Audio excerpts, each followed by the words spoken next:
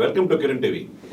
మనతో పాటు ఉన్నారు ప్రముఖ సీనియర్ జర్నలిస్టు, నంది అవార్డు గ్రహీత, కిరణ్ టీవీ అధినేత కిరణ్ గారు. వెల్కమ్ కిరణ్ గారు. నమస్కారం చంద్ర శ్రీనివాస్. ఎప్పుడు మీరు ఇంటర్వ్యూ చేయడమే కాదు, నేను కూడా ఒక ఫస్ట్ టైం చేద్దామని అనిపించింది.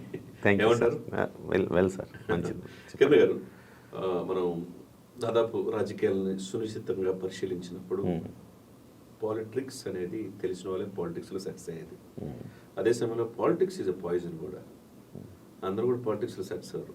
అదే సమయంలో పాలిటిక్స్లో తన మన అమ్మ నాన్న చెల్లి ఏమి ఉండవు. అటువంటి రాజకీయాలు దశాబ్దం పైన పోరాడిన పవన్ కళ్యాణ్ గారు ఇప్పుడిప్పుడే అన్ని చేదు వార్తలే, ఇప్పుడిప్పుడే స్వీట్ వార్తలు ఇంకా కుదుట పడుతున్నాయి. ఈ సమయంలో రెండు ప్రధానమైన విషయాలు కూటమిని ఇబ్బంది పడుతున్నాయి, ముఖ్యంగా జనసేన ఇబ్బంది పడుతున్నాయి. అంటే 4 దశాబ్దాల పార్టీ అవతల టీడీపీ ఉంది, అంతకంటే సీనియర్ బీజేపీ ఉంది. అవును, జనసేన మీద మాత్రమే ఎందుకు ఇంత నెగిటివ్ టాక్? రెండు విషయాలు ప్రధానంగా ఆంధ్రప్రదేశ్. ఏంటవి? రెండు, ఒకటి నెల్లూరు ఇన్సిడెంట్, రెండు కందుకూరు ఇన్సిడెంట్. అవి పక్క పక్కనే, మీకు కూడా తెలుసు, మీరు నెల్లూరు కాబట్టి. ఎందుకు జనసేన అంటే పార్టీలు వైసీపీ తప్పు చేయలే 5 సంవత్సరాలంటే అనువున తప్పు చేయబట్టి 150 నుంచి 11 పరిమితం. సరే, టీడీపీ 2014-19 మంది ఏం చేసింది, 1924 ఏం తప్పు చేసింది అనే దాంట్లో ప్రజలు చూసాం. సరే, కూటమి వచ్చింది, వాళ్ళు చేసిన తప్పులే వీళ్ళు చేస్తున్నారు అనేది కొందరు నోట వినపడుతున్నమాట. మరి ఈ రెండు సంఘటనలో జనసేన ఆత్మ పరిశీలనలో పడిందంటారా? జనసేనలోని ఎందుకు జరుగుతుంది? ఎందుకు క్షేత్రస్థాయిలో ఈ పార్టీని సరైన సమయంలో నాయకుడికి కింద స్థాయిలో ఉన్న లేరు అక్కడ ఏం జరుగుతుందో తెలియచేయకపోవటం వల్ల ఈ పరిణామాలు జరుగుతున్నాయి అంటే? సార్, ఇప్పుడు మీరు 2 అంశాలు ప్రధానంగా అడిగారు చంద్ర శ్రీనివాస్ గారు. ఒకటి వచ్చేసి కందుకూరు ఘటన, 2 వచ్చేసి నెల్లూరులో ఒక తిరుగుబాటు బావుట ఎగరేయటం. అజయ్ కుమార్ వేములపాటి గారి మీద స్వయంగా ఒక 7 నియోజకవర్గాల ఇన్ఛార్జీలు రోడ్ల మీదకి వచ్చి ఒక ప్రెస్ మీట్ నిర్వహించారు. ఈ 2 అంశాలకు సంబంధించి పవన్ కళ్యాణ్ గారు చాలా సీరియస్ అయ్యారు. ఎందుకంటే ఈ పార్టీకి సంబంధించి అనుభవం లేమని చెప్పాలా, సరైన కమ్యూనికేషన్ వ్యవస్థ లేదని చెప్పాలా, మొత్తం మీద అయితే 2 కొంచెం తలనొప్పిగా మారిన మాట వాస్తవం. ముందు మనం కందుకూరు అంశాన్ని మనం తీసుకుందాం. కందుకూరు అంశంలో అక్కడ జనసేన పార్టీ నుంచి ఎవరు వెళ్ళలేదు భరోసా ఇవ్వటానికి. ఒక రాయపాటి అరుణ గారు అధికార ప్రతినిధి హోదాలో ఆవిడ వెళ్ళారు. ఆవిడ కొంత డ్యామేజ్ కంట్రోల్ చేసే ప్రయత్నం ఆవిడ చేశారు. అయితే వాస్తవానికి ఇక్కడ జరిగిన పరిణామం ఏంటంటే చంద్ర శ్రీనివాస్ గారు, ఎవరు ఏం మాట్లాడాలన్నా తెలియకపోవటం. అసలు కందుకూరు ఇష్యూలో ఏం మాట్లాడాలి, అసలు ఏ స్టాండ్ తీసుకోవాలి? ఇప్పుడు బాధిత కుటుంబానికి అన్యాయం జరిగిందని వెళదామా వద్దా, వెళ్ళాలా వద్దా తెలియదు, వెళితే ఏం మాట్లాడాలో తెలియదు, ఏదైనా ఛానల్ పిలిస్తే ఏం మాట్లాడాలో తెలియదు, స్టాండ్ తెలియకపోవటం. నేను క్వశ్చన్ అడుగుతాను. ప్రజాస్వామ్యంలో ఉన్నాం, మనం పార్టీ నడుపుతున్నాం, పార్టీలో హైరార్కీ ఉంటుంది, ఎక్కడి నుంచి ఏం మాట్లాడాలి ఉంటుంది, అధికార ప్రతినిధులు ఉంటారు, జిల్లా అధ్యక్షులు ఉంటారు, జిల్లా ఇన్ఛార్జీలు ఉంటారు, ఇన్నాళ్ళు పార్టీని కనిపెట్టుకున్న పదవులు కూడా పొందిన వాళ్ళు ఉంటారు. వీళ్ళు ఏమైపోయారు? అదే కదా, అదే నేను అడుగుతున్నా మాట. నిజమే, ఏమైపోయారు? వాస్తవం నేను అదే అంటున్నా. కమ్యూనికేషన్ గ్యాప్ అని చూసారా? ఈ కమ్యూనికేషన్ గ్యాప్ ఉంది, ఎవరు స్పందించాలి? నిన్న మొన్నటి వరకు కందుకూరు అనేది నెల్లూరు ప్రకాశం జిల్లాలో భాగం ఉంది. గారు వీళ్ళు ఎవరు స్పందించబోబట్టి అన్ని తన మీద ఆయన అదే ఇప్పుడు ఇక్కడ ఏం జరగాలంటే, జిల్లాకు సంబంధించి నిన్న మొన్నటి వరకు కందుకూరు అనేది నెల్లూరులో ప్రకాశం జిల్లాలో భాగం ఉంది, ఇప్పుడు నెల్లూరు జిల్లాలో భాగం అవుతుంది. సో ఈ నేపథ్యంలో అటు నెల్లూరు జిల్లా వాళ్ళు కానీ నాయకత్వం కానీ, అటు ప్రకాశం జిల్లా నాయకత్వం కానీ, మన రియాజ్ లాంటి వాళ్ళు కానీ ఇనిషియేషన్ తీసుకోవాలి వాస్తవానికి. ఎందుకంటే ఈ మధ్యకాలంలో ఆయనకు మంచి పదవి కూడా వచ్చింది కదా. సో డెఫినెట్గా బాధ్యత తీసుకుని దీన్ని పవన్ కళ్యాణ్ గారి దాకా తీసుకెళ్ళి చెప్పాలి. సో అక్కడి నుంచి అసలు ఏం స్టాండ్ తీసుకోవాలి కందుకూరు ఇష్యూ మీద? మనం వినండి. సరే, రియాజు మంత్రి పదవి వచ్చింది, కనీసం జిల్లాలో మంత్రి పదవి కాదు, మంత్రి పదవి కాదు, ఒక పదవి ప్రధాన అర్బన్ డెవలప్మెంట్. మరి అదే సమయంలో సాక్షాత్తు పార్టీ నియోజకవర్గ సమన్వయకర్తలే నెల్లూరులో పార్టీ జాతీయ అధికార ప్రతినిధి, తర్వాత క్రమశిక్షణ కమిటీ చైర్మన్గా ఉన్న వేములపాటి అజయ్ గారి పట్ల మూకుమ్మడి దాడి చేయటం, దాన్ని కూడా ఎలా చూస్తారు? అదే సార్, నేను ఆ అంశానికి వస్తాను. నేను 2 వేరువేరుగా చెప్పదలుచుకున్నాను మీకు. సో పవన్ కళ్యాణ్ గారు పిలిచి ప్రతి ఒక్కళ్లకు క్లాస్ పీకారు.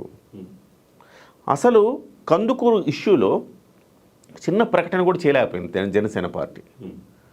సో మనకున్న సమాచారం మేరకు గతంలో ఎన్నడూ లేని విధంగా పవన్ కళ్యాణ్ గారు ఆగ్రహోదగ్రుడయ్యారు ఈ 2 అంశాల పట్ల. ఒక్కొక్కళ్ళకి పిలిచి క్లాస్ పీకారు.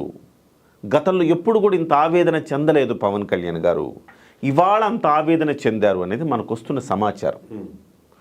ఎందుకు అంటే కనీసం గైడ్ చేయడానికి వ్యవస్థ లేదండి. అధికార ప్రతినిధి వెళ్ళారు, ఏం మాట్లాడాలి? మనం ఒక మాట అటు మాట్లాడినా ఇటు మాట్లాడినా ప్రాబ్లం అయినప్పుడు సున్నితమైన అంశాలు ఉన్నప్పుడు వాటికి సంబంధించి కనీసం మాట్లాడి ఇవ్వాలి కదా పాయింట్స్. తెలుగుదేశం పార్టీలో నేను కూడా సార్ 2014 నుంచి 19 మధ్య కాలంలో మంత్రి నారాయణ గారికి నేను ఒక మీడియా సలహాదారుగా వ్యవహరించాను. తెలుగుదేశం పార్టీ నుంచి టక్క ప్రతి అంశానికి సంబంధించి విధి విధానాలు మాట్లాడే అంశాలు వచ్చేస్తాయి. వైసీపీ నుంచి కూడా జీవిడి కృష్ణమోహన్ గారు అదే పని చేస్తారు, వాళ్ళకు కూడా వచ్చేస్తున్నాయి. జనసేన పార్టీలో వ్యవస్థ లేదు సార్. జనసేన పార్టీలో వ్యవస్థ లేదు సార్. ఏమైపోయారని నేనేం చెప్తా సార్. ఆ వ్యవస్థ ఏర్పడినప్పుడు ప్రతి ఒక్కరికి ఈజీగా ఉంటుంది. ఈ ఘటన జరిగింది, ఇమ్మీడియట్గా మీరు ఎలా స్పందించవచ్చు. మిమ్మల్ని ఒక అధికార ప్రతినిధి ఉన్నారు ఎవరో ఒకళ్ళు సార్, వాళ్ళని మనం చర్చకు పిలిచాము, వాళ్ళకి భయం, ఏం మాట్లాడాలి బాబు, ఏదైనా మాట్లాడితే అటు ఇటు మాట్లాడితే ఒక ఎజెండా ఇవ్వాలి కదా, ఎజెండా ఇవ్వలేకపోవటం. సో దీని మీద పవన్ కళ్యాణ్ గారు చాలా ఆగ్రహం చెందారు. బాధ్యుల మీద కఠినమైన చర్యలు కాదు, బాధ్యుల్ని కాస్త కఠినంగానే మాట్లాడారు. ఎందుకు జరుగుతుంది ఇలాగని నిలదీశారని ఒకటి. రెండవది నెల్లూరు జిల్లాకు సంబంధించి అఫ్కోర్స్ అజయ్ కుమార్ వేములపాటి గారు తప్పు చేశారు అనుకుందాం. ఉదాహరణకు కలుపుకుపోలేదు, తప్పు చేశారనుకుందాం. పార్టీ కేంద్ర కార్యాలయం ఉంది కదా, కేంద్ర కార్యాలయంలో మా హరిప్రసాద్ గారని మా సీనియర్ ఆయన ఈటీవీలో, సో చాలా మంచి వ్యక్తి.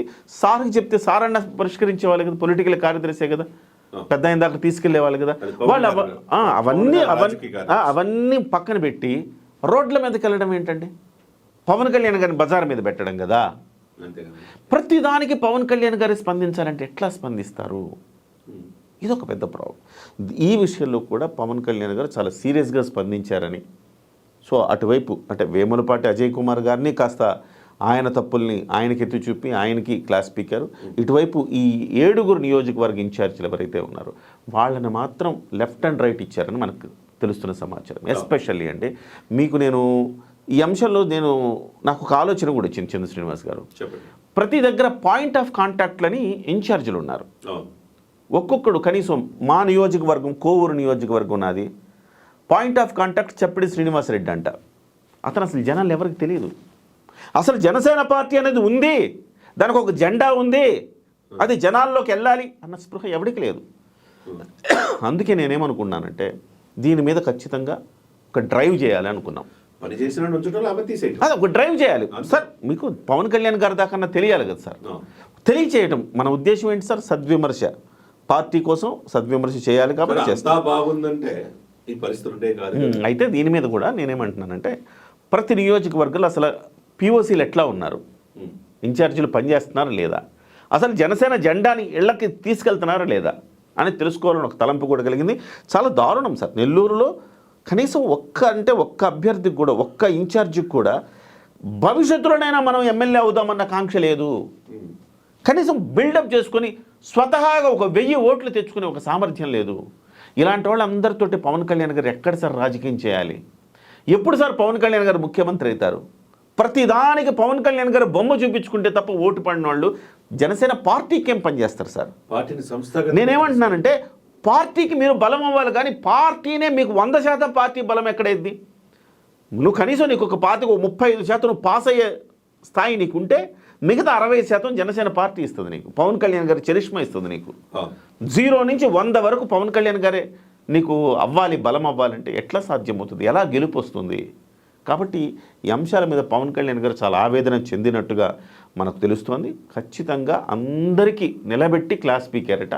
డెఫినెట్గా వ్యవస్థను సెటరేట్ చేయడానికి తమ్మిరెడ్డి శివశంకర్ గారిని, ట్రబుల్ షూటర్ ఎవరైతే ఉన్నారో తమ్మిరెడ్డి శివశంకర్ గారు, గతంలో కూడా ఆయన్ని కొవ్వూరు ఘటనప్పుడు కూడా ఆయన పట్ల కూడా పవన్ కళ్యాణ్ గారికి చాలా గురి. సో ఆయనైతేనే పాలను నీళ్లను వేరు చేయగలడు, సో మంచి చెడుని కరెక్ట్గా చెప్పగలడని ఒక నమ్మకం ఉంది. అందుకే ఆయన్ని నెల్లూరు జిల్లాకు సంబంధించిన వ్యవహారాల మీద ఒక కమిటీ, ఒక నివేదిక సమర్పించమని ఆయనకి బాధ్యతలు అప్పగించారని తెలుస్తుంది. ఏదేమైనా సార్ ఇది త్రిశూల వ్యూహం నెల్లూరు నుంచే మొదలవ్వాలి. త్రిశూల వ్యూహం ఏదైతే విశాఖపట్నంలో చెప్పారో పవన్ కళ్యాణ్ గారు, అది నెల్లూరు ప్రకాశం జిల్లాల నుంచి మొదలవ్వాలని నాకు అనిపిస్తుంది సార్. ఎందుకంటే ఆ జిల్లాలు చాలా వీక్ ఉన్నాయి. చూడండి, చాలా సార్ ప్రాతినిధ్యం లేదంటే మీరు ఏం మాట్లాడుకుంటాం చెప్పండి.